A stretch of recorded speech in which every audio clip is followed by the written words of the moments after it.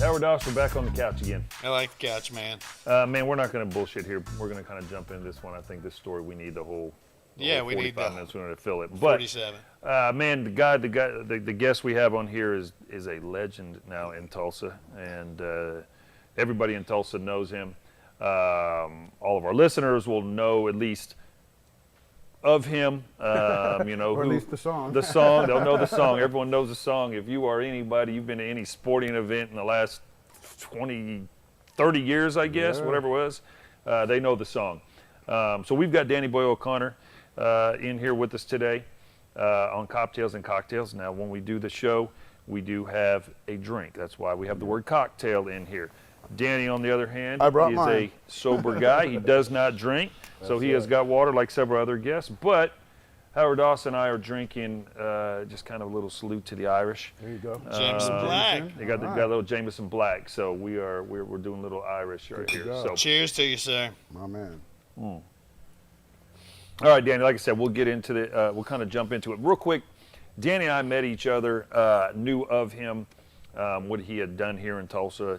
Didn't know the story on how you ended up in Tulsa, but a guy by the name of Zaven Collins, who was at the time a linebacker for the University of Tulsa, ends up being a first-round draft pick in the NFL. He's a linebacker for the Phoenix Cardinals now. Zaven, myself, and Danny went out to go speak at a school.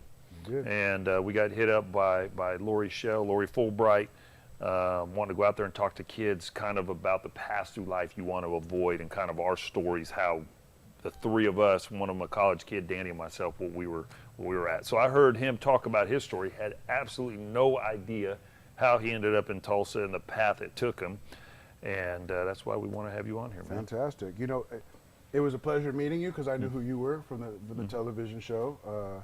Not that I watch a ton of television, but it's hard to miss you guys. And he's so damn pretty. Listen, I want to say this. I said this, and I even think I remember posted on when my you came back Instagram. from this. When I came back from this, listen, I'm 6'4", like 215, and I said, dude, this is the first picture I've taken with two other men that I was the fucking small guy. Yeah, I remember you coming back. You were like, damn. Dude, these I did. guys I are said, I was like, huge. geez, I mean, I'm never the tallest. I'm never the shortest guy in a picture. And so, cool. yeah. I remember, you know what, with the biggest takeaway, and this is not me, you know, so after we spoke, the children came and they wanted autographs, or they just wanted to say hello. And a girl came up to me and she said, you know, thank you for telling your story. My mother's in prison. And growing up, my father was in prison. He was always in prison. So, and it paused me because we were in a nice, you know, it's when you least expect it. Right. And there's part of me that goes to speak for these things. Like, I want to qualify by saying, like, you would think being on stage for years and being outgoing and being the life of the party would lend itself to public speaking, but when I'm public speaking, I'm speaking from my heart. I'm not trying to hit you from viscerally from head to head. I'm going heart to heart. But it's nerve-wracking and it's awkward. And to speak to kids, where I want to speak to them the most, but I'm also scared because they're precious, and you don't. I might slip a F-bomb or say something that's too real, but they're not, you know. So I got to be careful, and I'm also awkward at the same moment because I'm like, they don't know who I am. They don't care about me. Why am I here? Like, the TV is every day. It's like, and this guy is like the hometown football hero. But so I go in like trying to baptize a cat, and then I come out feeling great. And you would think the repetition of doing it, because I speak a lot, but it's always nerve-wracking. And then someone will come up to me and say something like that, and changes everything. So even when I don't want to do some of these things, because of fear or being busy or a little bit of both, I remember, man, if just one person has something that they can connect to and feel that somebody understands, that made it all worth it. And for that girl who said that to me, it almost, I mean, I had to hold back the tears. Right. And you know, I just remember that often when I get asked to do stuff. Because, you know, you're running and gunning, hey, can you be there? Yeah, I say yes to everything. And then as it comes close, I'm like, shit, why did I say yes? So, can we curse on this? We can't. You can fucking cut. You can cuss all you fucking want, way, right? Yeah, that's what we say. And I try not to, but you understand it. So, but it was great. And you know what? Every time I say yes, it opens up a whole new world for me, man. If I said no, I wouldn't have met you. I wouldn't have met the football cat. There was a DA guy there who was mad cool too. And where were we? Claremont? What was it? It wasn't here in Tulsa. I know that Bixby or something. It was outside of Tulsa. I can't was remember cool. what It always works out. And these are the things, you know, as far as I feel like I've grown and done a 180 from the old me, I still have to tell myself every time, like, dude, shut up, show up, and let it just be in God's hands or the universe or whatever your thing is. Yeah. Just show up. And showing up has won a lot of battles for me, you know. And so that's to anybody who's like, you know, if that's note to self more than anything else. So we met. I came here in the weirdest way. I'm a native New Yorker, born in Brooklyn, grew up for a short time in Staten Island. My mother Wu-Tang! came from, there you go. Well, this is way before Wu-Tang. No, See I that know bottle? You guys are holding. This is when that was like the country. If you left Brooklyn, you went over the Verrazano Bridge and you ended up in the country. Yeah. And that's really what it was. It was Which formerly a dump. It was this. It's where they used to put the trash from Manhattan and everywhere else. So, and I say that to tell you that, you know, I'm a native New Yorker, and then my mother had a bad picker, so my father was in prison since I'm 2 months old, and then she remarried to another addict alcoholic. And so I grew up in a very hostile, unstable environment, to say the least. And I thought everybody grew up that way, you know, and I had grandparents that were a mile down the street, and they raised me early on. So I thought they were my parents because my mother worked at the Chase Manhattan Bank at nights. So it was almost like we were living, you know, Opposite lives. Yeah, opposite lives. I thought she was some random cousin every weekend when I'd see her, just, you know. And then I came to California. We came to California when I was 6, and then she would send me back every summer to New York and New Jersey until I was about 13 or 14, right around the time I saw The Outsiders. And I'll tell you how that worked out. But is that a movie? It's a movie. Oh, okay, yeah. But so there was this. I grew up. Looking back, it was the greatest thing ever because, you know, I was in the import-export business even as a kid, and I didn't even know it because there was no internet, there was no cell phones, there was no, like, I was bringing skateboards and surf culture and vans, and those were not things you could buy in New York. If you get Skateboarder magazine, you could look in the back and see Van Doren, an ad for a shoe that you could order, but there was nowhere to buy Vans with a local, you know. So I would step out into the world in New York, and older kids are like, "You from LA?" I'm like, "Yeah, how do you know?" Like, I got OP shorts, and, you know, lightning bolt, and Ocean you know, Pacific. Vans, and they weren't dressing like that in New York, you know. And then I'd come back after being all summer, and I'd be in like shell toes or Pumas and BVDs and shorter, you know, what do you call it, Gant shorts, and they're like, "Yo, what the," like, they just, and even music was different. As I got a little older, you know, in LA, Oingo Boingo and Fishbone were all the rage, you know, hip hop was just starting to, you know, so it was a cultural exchange. It was the greatest way to grow up. But I've always felt disconnected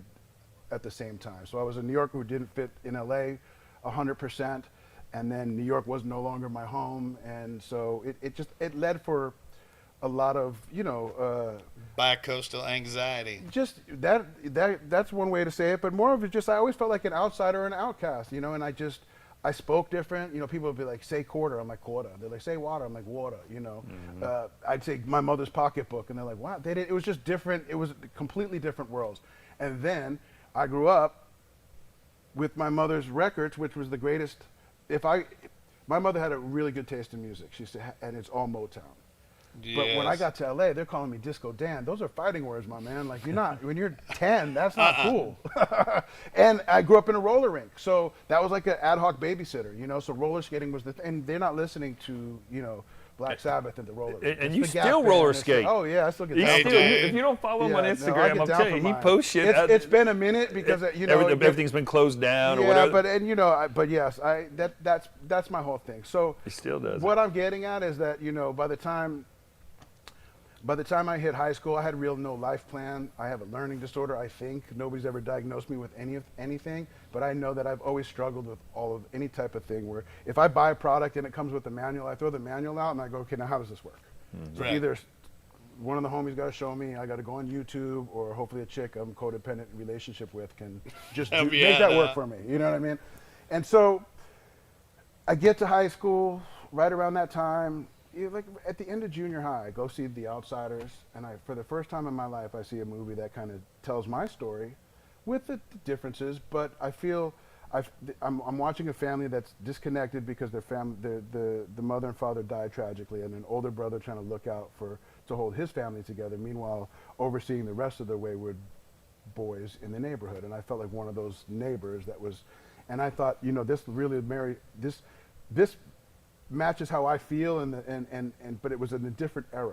So immediately after coming out of seeing that movie, I felt like my life had changed, and for the better, because I thought if the best life ever gets is just running around with a gang of dudes with each other's best interests at heart, I can live with that. That's okay. That's kind of cool. Because I'm growing up in the 80s in Southern California in the era of like, just excess. It was the Reagan era. It was like everybody's getting money, but we were a single mother with 2 kids and struggling to get by. Everybody else just seemed to have it figured out Everything. and made. And so I hung with the other kids. I hung with the kids like me, latchkey kids. That were, if you got good family structure or someone is looking out, those kids end up in sports, right? Mm-hmm. And that's the way you learn your lessons. You learn how to win. You also learn how to lose gracefully and learn lessons from it. I learned that on the completely other side of the spectrum.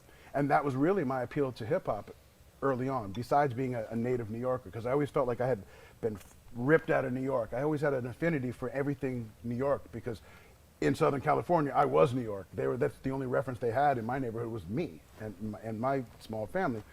And so I always look back fondly on anything. And when hip hop started to become a thing, I was like, this is for me. I love it, And so early on, I was into hip hop.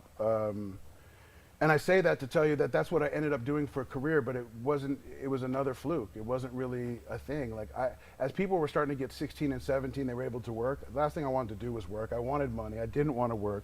I also saw Scarface around that time, and I confused that. I know now that that's just, it was a movie, but I thought it was a documentary, and I thought it was like a blueprint.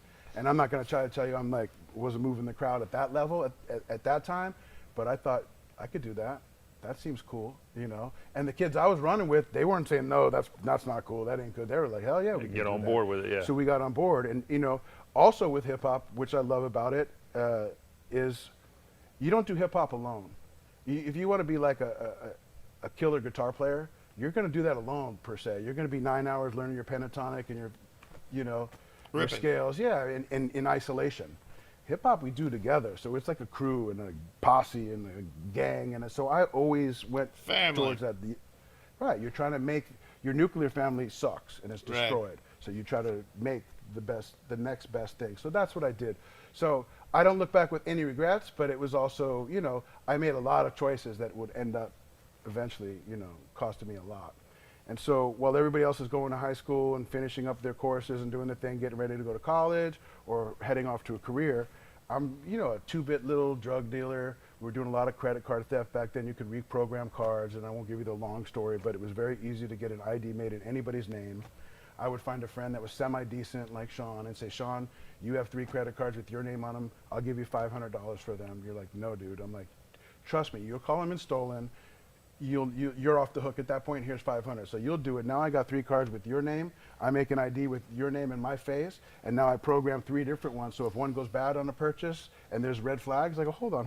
That's Try not the this client. one. Try this one, and then and then they calm down. And God forbid, and it never did on the second one, but if it did, I got another. So everything looks copacetic. I got my hair parted to the side. I can clean up well back in the days.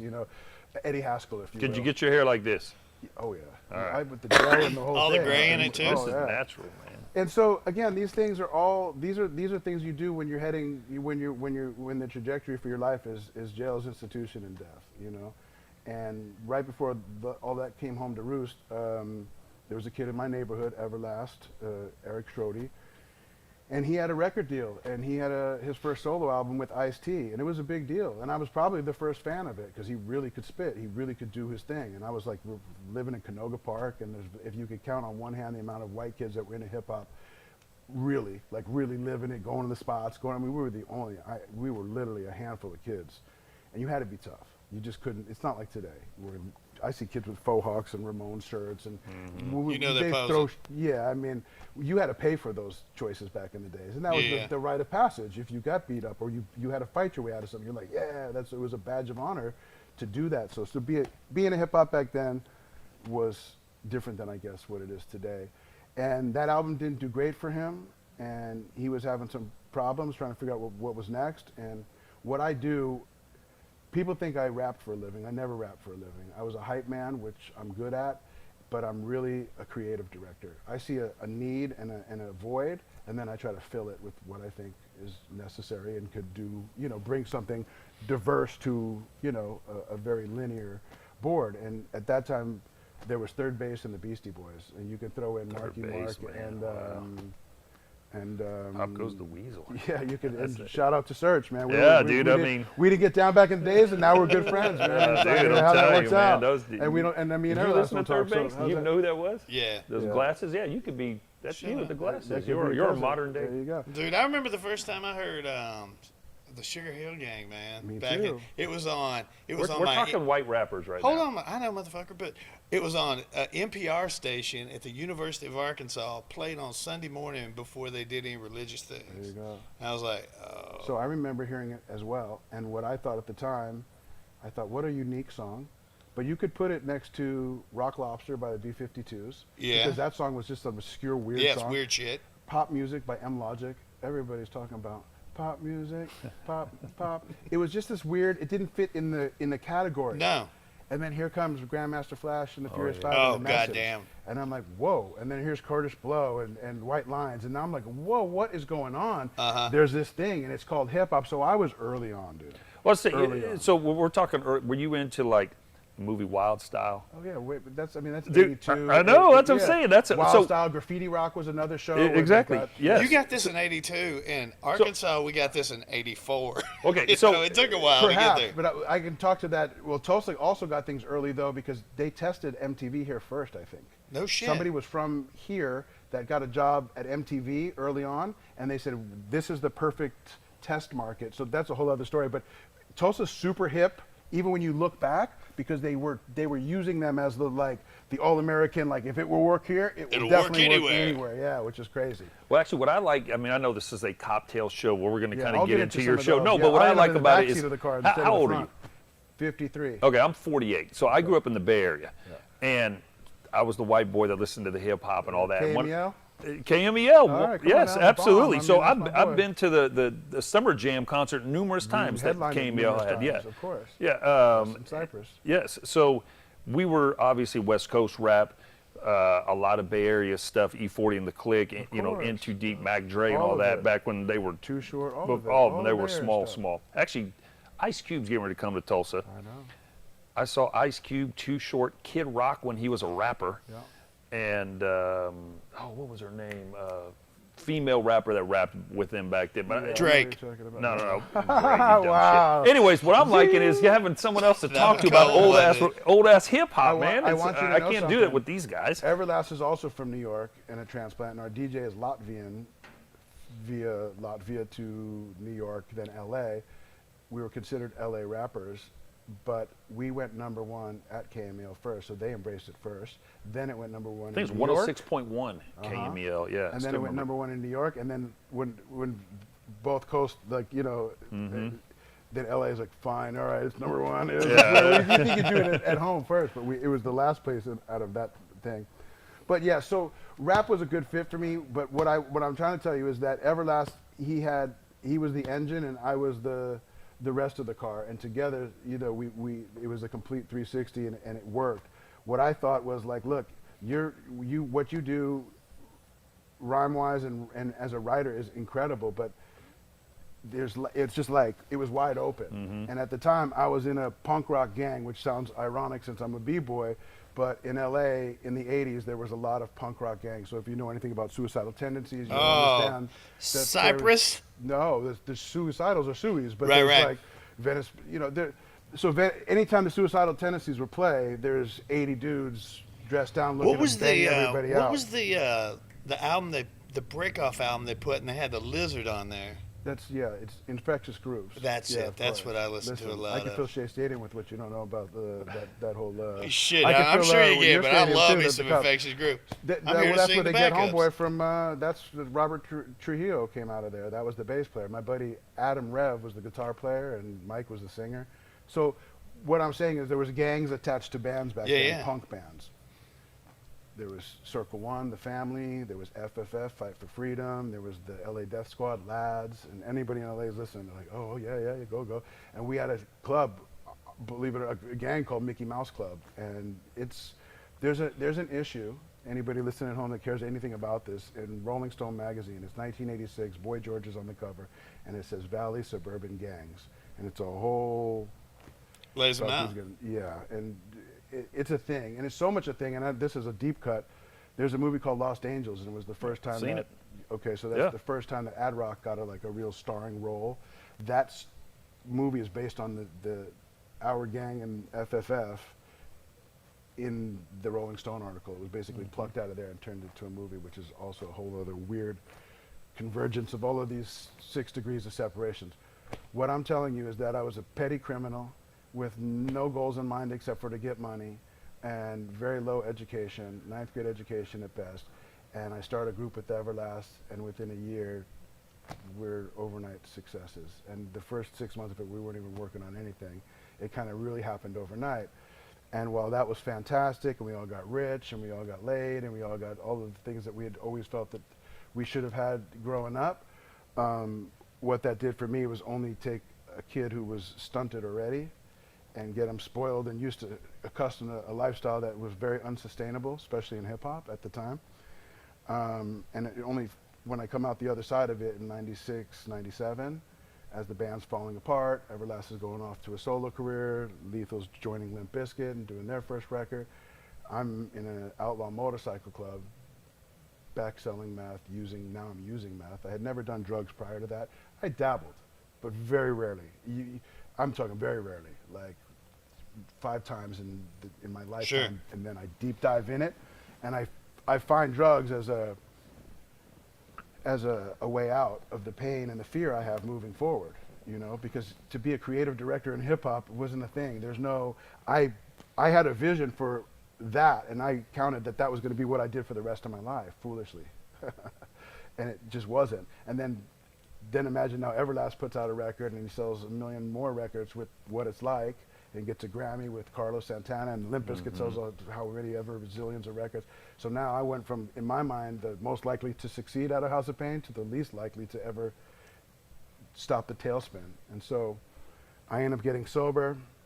Stuff starts to happen good. I start to get a little things back on the outside. I stay for year 1, year 2, looks a little okay. Coming around the corner on year 3, it starts to get real again. And I made a record that didn't end up coming out. I ran through all the money. And so I thought, maybe drugs wasn't that bad. I mean, drugs was clearly bad, but maybe drinking, I'm Irish, what could it be? Sure. So I thought, yeah, I'll have a drink, I'll be good. And it put me on another downward spiral for about 3 years. And when I come up for air this time, I had very little teeth in my mouth. My car, the only thing that I was able to hold on to was a 1970 Plymouth Roadrunner. And it got impounded, and there was product in the car, so I just couldn't go get my car. And I was living in a warehouse of the guy who used to be the product manager of Adidas. So at our peak, we would go to the Adidas office, and they would say, what do you like? How many shoes? How many? And now he's taking pity on me and letting me sleep in this old warehouse in Hollywood on a couch with no shower, just a sink and so it got really bad. And I'm giving you the cliff notes of it. And then finally I got sick and tired of being sick and tired, man, and I saw a window of opportunity. And I tried to get sober again. It just doesn't. The first time was a gift. The second time was really hard for me. I didn't think I was going to make it. And, I saw an opportunity to go back and to be willing as only the dying can be. And I took it serious this time. And April 15th of this year, I'll be celebrating 17 years of sobriety. Continuous sobriety, man. Too, which is nights and weekends. Yeah. And I don't tell you that to brag. I just tell you, if there's anybody out there, there's hope. You know what I mean? Because I'm not obsessing over any of this anymore. The irony in LA, in meetings, we're doing them in the bars. We're doing them at the Comedy Store. We used to do them at the Roxy. We used to do them at the Rainbow with the lit up bar. Nobody's jumping over the thing, and it's an obsession of the mind and body, and it was a spiritual malady, and I had to do a lot of work to get to where I am now. And how that ties into why I came to Tulsa, it doesn't, but it does. So right when I was getting sober, the DJ from House of Pain, who we remain friends today, DJ Lethal, he had a deal with Geffen, a record label deal, and he was looking for people, and I'm really good at meeting and connecting and all of that stuff. So we brought a few people together. Long story longer, we put a group called the Coca Nostra together. And yeah, where's my that group, fucking hat, man? Bro, first off, you tell me 5 times for it. You never come pick it up. And then I get the hat, I put it in my car today, and I go, Bill, you should come. You'd like this guy. You guys will hit it off. I think you guys could be. Yeah. So he goes, I'll drive. I pull up and I'm like, dude, where's his hats? He's like, what? I'm like, oh man, I left the fucking hats. So Yeah. I got the hats in the cop car, in my cop car, because I have it The on black my and cop white, car, yeah. and across the street at the Airbnb that we're working on. So All right, well, come if on that by. shit gets stolen I out of the mean, I car. know where to call. Yeah, I I know hit who him to up. call. I will say, I hit him up. I'm like, hey, he posted like a hat. I was like, bro, I want one of those. Hold Yeah, it's a on House to of it. Pain hat, yeah. And then so anyways, I hit him up and then I forget about it. Don't hit him All back. good. But the little Coco Nostra, that's So the hat I want. it had been 10 years since I had been anywhere near music, as in the the field of and so we book a tour, and that tour takes us to Tulsa. And believe it or not, during our run with House of Pain, we never came to Tulsa. I don't know why that is. We just didn't. So Tulsa was new to me. So we came to Tulsa. There was a 3-day layover on that tour, which means it's cheaper to keep your bus there than to move forward to the next city where you incur higher cost of. And I got to Tulsa, and it felt strangely familiar, which was crazy because I've been so many places in my life, and I love a lot of different places, but I was always like, this is cool, but eventually I got to get back to LA in my life, and I got to Tulsa, and it just felt like home. It felt familiar. It was strange. And I don't know how long you've been here, or but I can tell you in 2009, downtown Tulsa looked a lot different. Oh than- yeah, Hell that of a was lot man. different. Was the 2022. BOK even built in? Yeah, BOK wasn't. The ballpark wasn't there. It was rough. Yeah, it was different. Well, it was nothing. It was not even rough anymore. It was like being on the back lot of Universal. Yeah, it's just kind Yeah. of abandoned. It was like Omega Man. I was like, where are the people? Like, Yeah, it was like busy till 5 o'clock. and I didn't even see the busy part. Not on a the single weekends, person. Listen, I live at the Mayo downtown still, and that's like on the weekends. Same way. It's still dead. Yeah, over there. Yeah. But you was super dead. But I felt that there was something important here. I don't know how to describe that. And it's a vibe that Tulsa has that I don't feel in Oklahoma City. And no disrespect I to agree. Oklahoma City, there's magic here, and the potential for magic, which almost is like what I feel when I have a few drinks. That the potential for anything good is just around the horizon, and I feel that naturally now. But I really tuned into it when I got here. And second day of us being here, we didn't know what to do, so we called downstairs for a car service. And by the time the guy got here, he said, what do you guys want to do? We're like, well, we're hoping you could help us. He's like, well, we could take you to the Rose Garden, or I could take you to the mall. I'm like, dude, wrong band. Like, who do you think we are?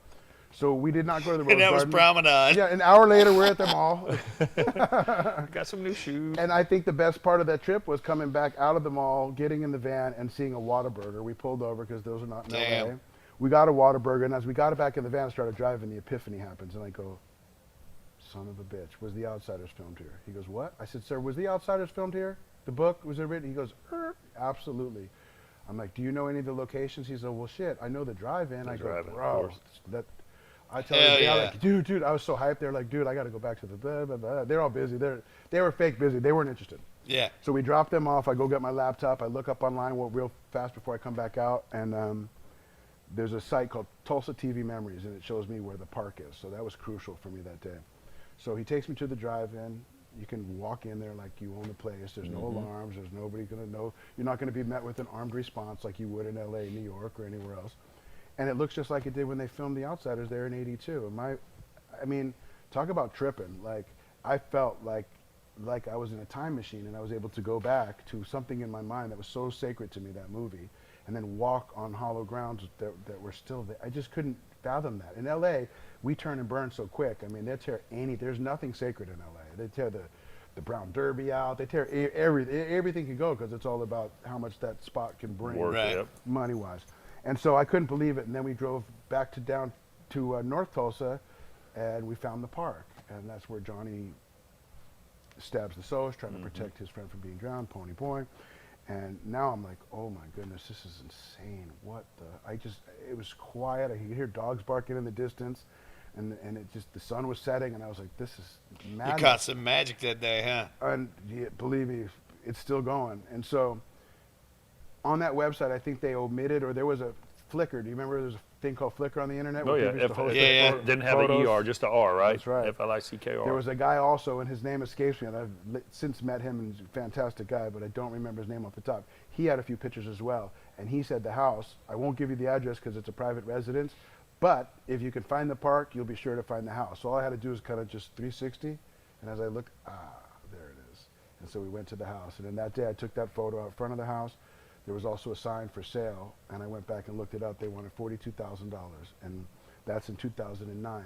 Now, I'm not trying to big league anybody. And like I said, I've been rich and I've been poor. And rich is better. And right now I'm Agreed. just like in the middle somewhere, you know, just holding on for the ride. But $42,000 was doable. Yeah. I just couldn't imagine. Wait, this house, there is a house on earth for $42,000? After being in You know, LA for sure, huh? In Beverly Hills too, well, I'll have you know, for the last 15 years prior to moving here. And I just couldn't fathom it. And then not only a house, but the house so it was like, so my mind started to turn. And I post those on Facebook that day, and I post it on MySpace, I believe. Facebook was still a new thing. Facebook was for college kids. People forget that. That was built for college kids to talk amongst themselves. They used to ask, what college? And you had to get approved. It was weird. But being a band and a brand early on, anytime a new technology would come, I would sign up for Danny Boy 1968, because that's me, and there's a million Danny Boys that are trying to fight for the... So I lock it in, even if I don't even use the site, I think I Right. have to have That's it just me. in case. Yeah, hedge my bet. But I posted that day a picture of me in front of the Outsider's house and me in front of the hole that allegedly Sid Vicious had punched in the Cain's Ballroom. I'm good friends with Steve Jones, the guitar player from the Sex Pistols, so I posted those things, and all day long that phone was sliding across the tour bus table because it was vibrating so much and people were losing it, and they were really losing it over the Outsider's house. I've said it a million times, if you heard it, forgive me, but people were like, where on the Warner Brothers lot is the house? I've been here 20 years, I didn't realize we still had it. I'm like, no, dude, it's not on the lot. They're like, where is it? I'm like, it's in Tulsa. Where's Tulsa? I'm like, dude, it's a real house. It's in a town called Tulsa. The park is still there. The driving, what? I'm like, dude, it looks just like it did yesterday, like 82. So now I'm hooked. And what I start to do is, this is the first time I'm ever on tour sober. And I'm highly caffeinated, and I just bought a new fancy Leica camera, point and click, but it takes really nice photos. And I start to think, you know what? I'm a pop culture nerd from day one. The beauty of moving from New York to LA was I lived in an era where Todd Bridges from Eight Is Enough lived on my block, and Adam Rich lived a couple miles away from Eight Is Enough, Facts of Life, all those different strokes. different Yeah. strokes for Todd. Living in the Valley in the 80s was like living on a studio set too, and I'm this New Yorker, and all these famous kids are going acting. It was surreal. So I'm a pop culture nerd in that way.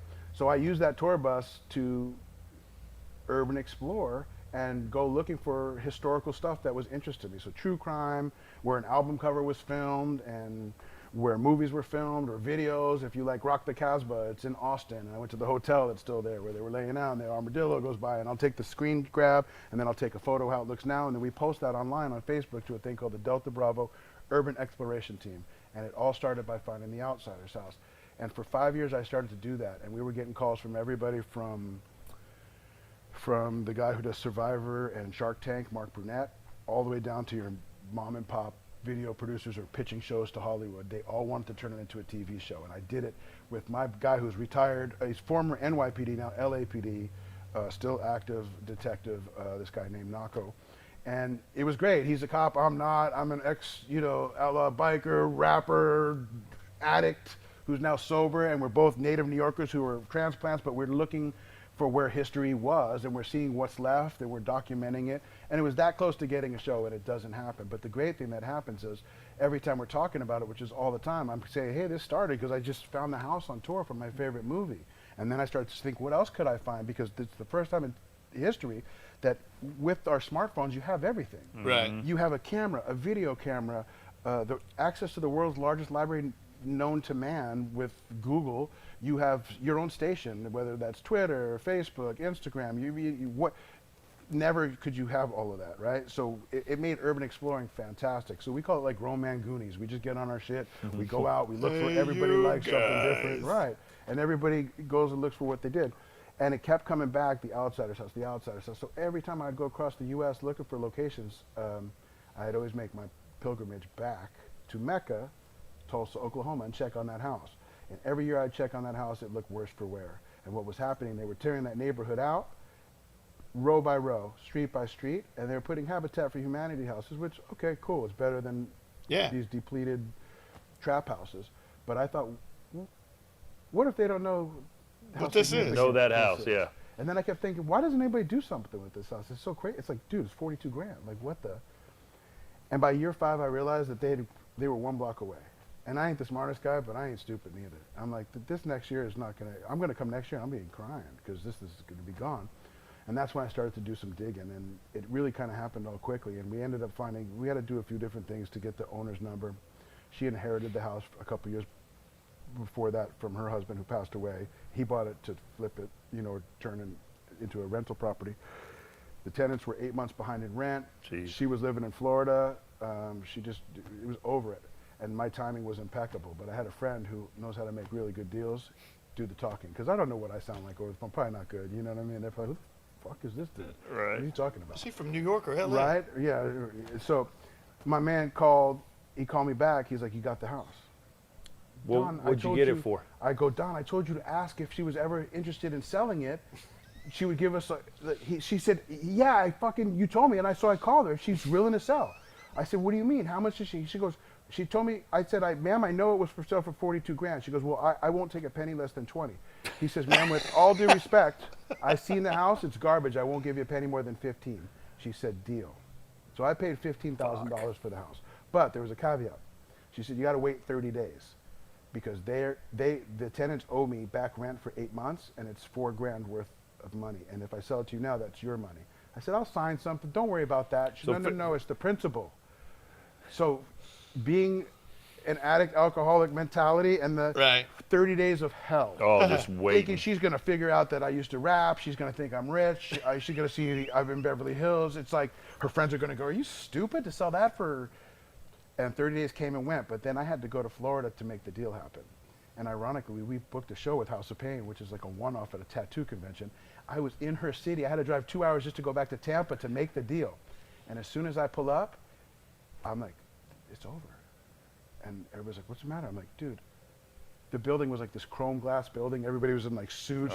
They were like, would you like, I'm like, they're going to run for the hills when they're like, what is going on that somebody comes out of the woodworks, now he's in Florida, and then everybody's got platinum watches, and I'm like, we couldn't have done this at a fucking coffee shop, bro. You got to bring them to your lawyer. He said, you want my lawyer to do it? Shut up. So they're at this big marble table, and then they're just regular, good old folk, you know. Yeah, and they were like, what's going on?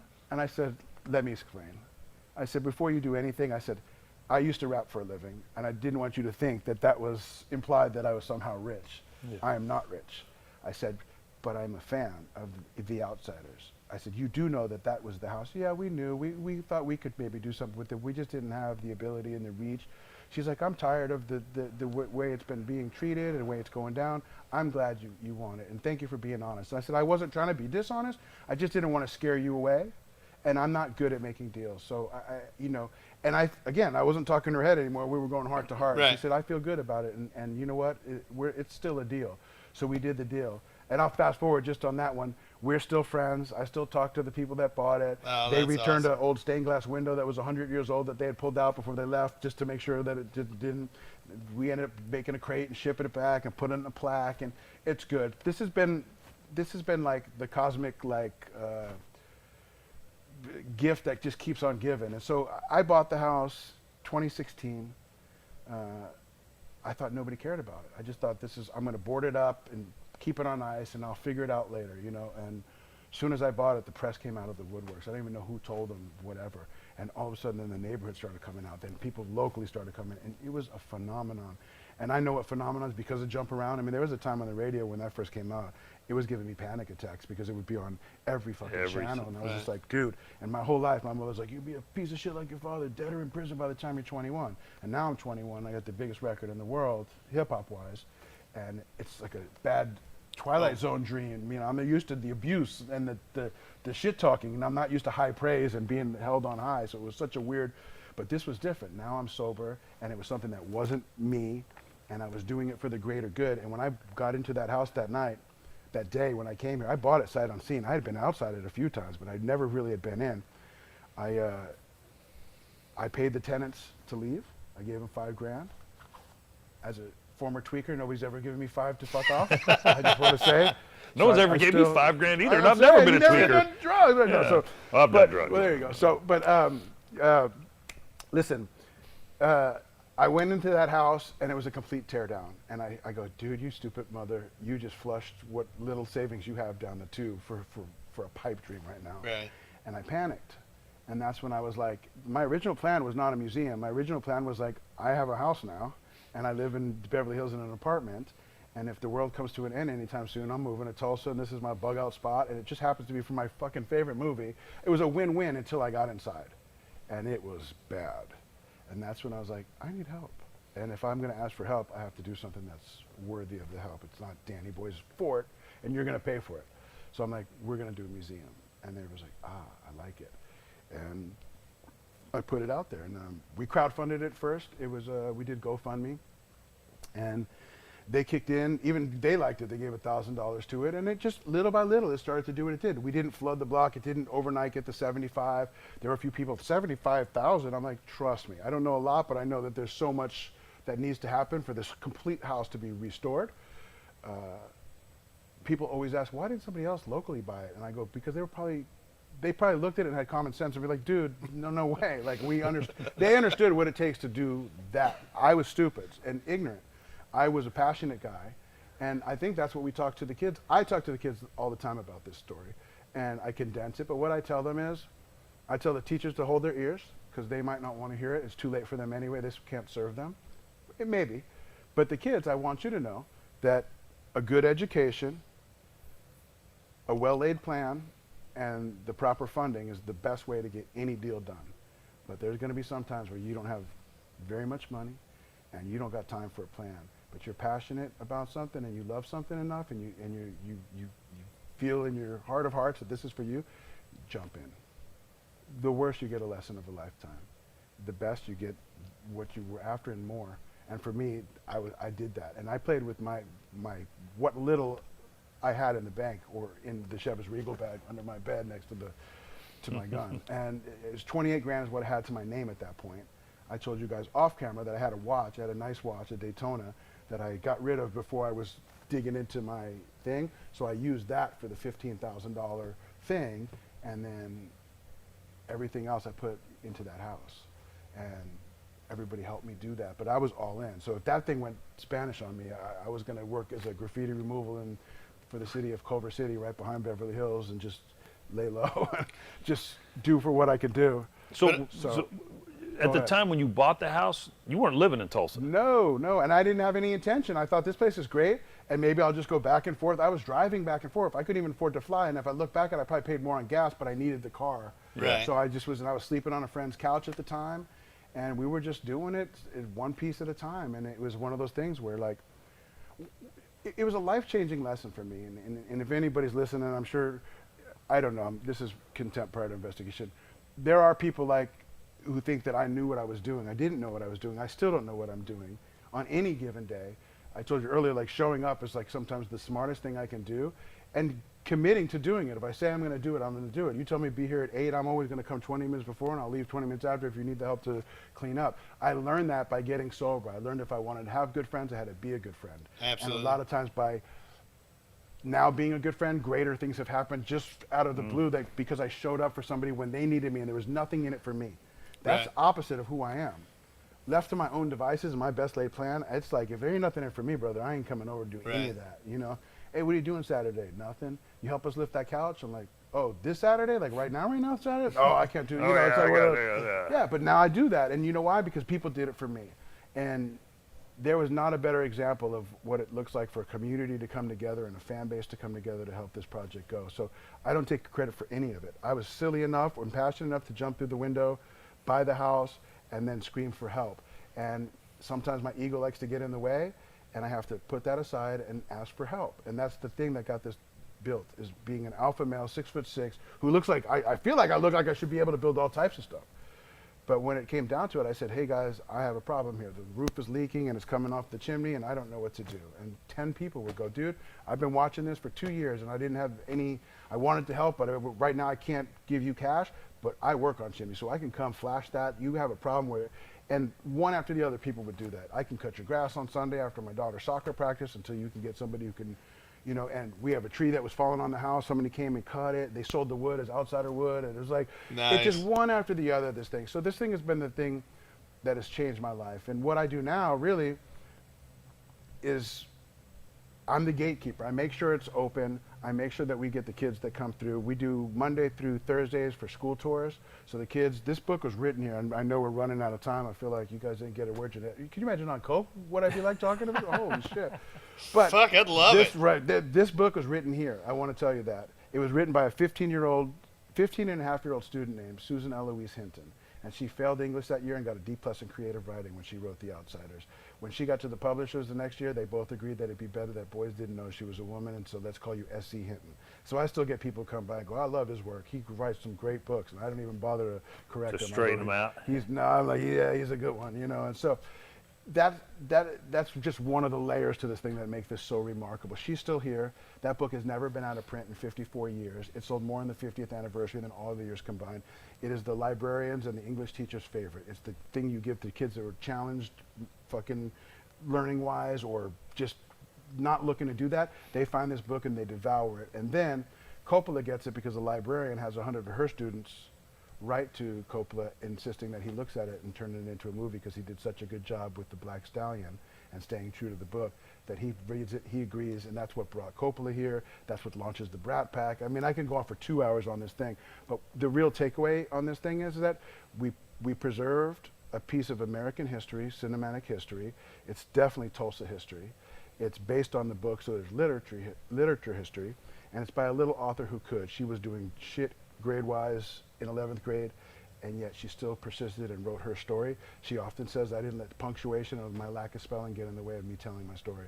And it's fantastic, you know. And she went on to write Rumblefish and then Tex, so those are all movies that were filmed here. You guys live on the Rumblefish. Yeah, we live in Rumblefish. That's what I'm saying. And so it's super important Hollywood-wise, but it's super important to Tulsa even better. And so it serves both things for pop culture and literature fans to the earliest 7th grade students who are, you know, writing their reports and doing stuff on it. So I meet everybody from grandpa to the youngest kids, and it's a family museum, and it keeps growing. The collection is growing and growing, so much so that I bought the house across the street for the museum, and we've cleaned it up and we're turning it into a greaser Airbnb.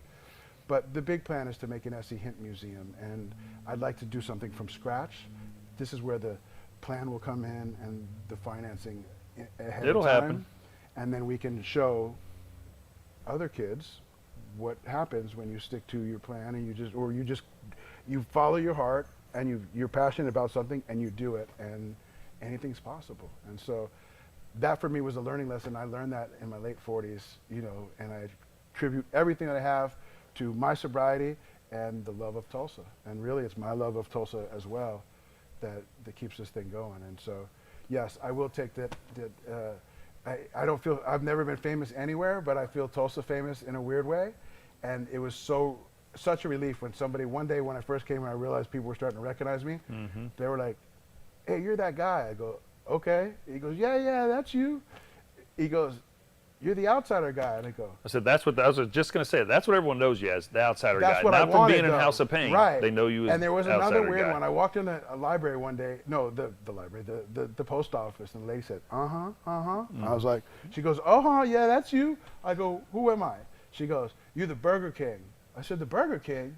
She goes, you're on that burger show on Fox. I said, yeah, we do it. We did. When I first got here, I did something with Ron Sherrill. It was the Burger Brothers, but she called me the Burger King. I was like, Burger King. High five, Burger King. Well, man, we do have just a minute. You've bounced Yeah. around New York, L.A., been on the road with music, Yeah, made a home in Tulsa I right love now. it here. You a Tulsa. Hope we keep you here. And like I'm not legit, I going say anywhere. Tulsa famous. Like you are talked about quite a bit here, media-wise and all that stuff. I mean, they sell your Stay Gold shirts. It's places all over the all over the city and whatnot. So Yeah, no, we're it's- glad to have you here. It's I'm been not a great, and I'm an advocate for it, man. I tell you know, I'll wrap with this. It's like, you know, I'm a native New Yorker who grew up in Hollywood per se, and then Valley.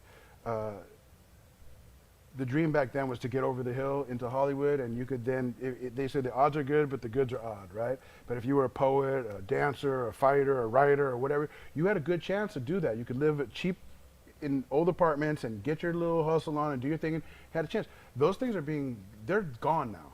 You go to Manhattan, you can't afford to stay anywhere in Manhattan. There's nobody even from Manhattan still in Manhattan, and So you LA can't is the stay in same Brooklyn. way. So if you are an artist or entrepreneur or you're a dreamer, come here, come to the Midwest, come to Tulsa.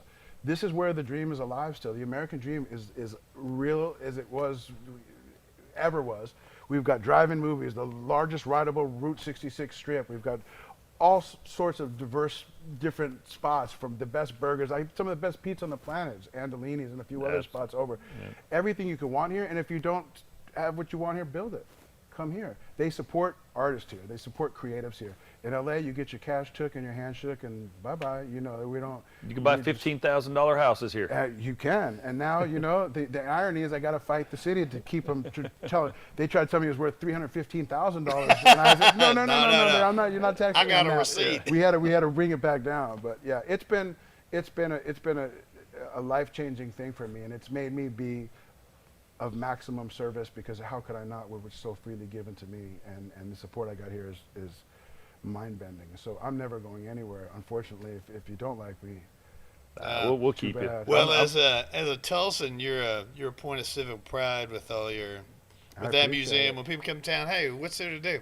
Go to the Outsider Museum. Come on. Check go it see out. the Gathering Place. Go to the Outsider Museum. Yeah, and you know what? And that's it rises all ships, man. I mean, the Church Studios is just about to happen. Yep. Fuck yeah. OK Pop is right around the corner. Then you got the famous Cain's Ballroom. You got the BOK Center, brings the biggest concerts in the world. We got fine hotels. We got good-looking women, and the prices are affordable. Yep. Yeah. Even people are complaining now about the high prices of Tulsa. Trust me, for a quarter of what you pay for a shithole in Reseda, you could live like a king here in Tulsa. Yep. So everybody who comes here, they get it. Gas is $2, $3 cheaper than any other coastal cities. People are what make it, and I don't want to ever forget that. You can have all the things, but if the people are dicks or the mindset is bad, it's a no-go. My experience for the last 5 years living here, and then 3 or 4 prior to that, it's the people. Right. They'll do anything to make it happen. At least that's my experience. They'll do anything, or to get out of your way. Right, agree. Right. You know what I mean? Some people get in your way just because they don't want you to get your shot off. Here, people either get out of my way or they help me, and it's incredible. And I don't see it only with me. I see it with other people who do things. So I can't shut up about it, but I will shut up about it. And it's great to finally get over here. No. The next time I'll bring hats in hand. And I did bring a good friend of mine who hopefully one day we look forward to having him on here, man. Absolutely. Absolutely. I won't release the. Dude, this has been the easiest podcast This we've has ever been- I done, know, man. It's Most been of the times that's what I do. I just route. You know? No, man, it's good. No. What do we say? Stay gold, right? That's it. Always, Stay man. gold. Appreciate you guys.